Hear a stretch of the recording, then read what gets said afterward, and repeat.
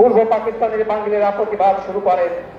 1952 সালের 21শে ফেব্রুয়ারি বাংলাকে অন্যতম রাষ্ট্রভাষার দাবিতে ঢাকা বিশ্ববিদ্যালয়ের ছাত্ররা 144 ধারা ভেঙে মিছিল বের করে।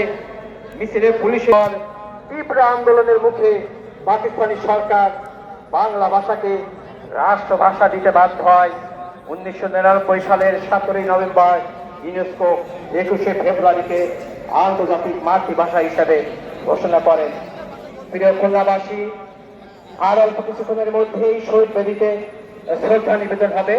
প্রথমেই বাংলাদেশের মুক্তিযোদ্ধা সংসদ খুলনা জেলা এবং মহানগর, এবং এরপরই বিভাগীয় কমিশনার এবং প্রশাসক খুলনা সিটি হাজার হাজার কর্পোরেশন। লোকের উপস্থিতি 21শে ফেব্রুয়ারির এরপরে শুভেচ্ছা আসবেন নিবেদন মাননীয় অপেক্ষায় প্রশাসক রয়েছে। Khulna city corporation, DIG Khulna, police commissioner Khulna metropolitan police, জেলা প্রশাসক Khulna, police super Khulna, chairman Khulna উন্নয়ন কর্তৃপক্ষ,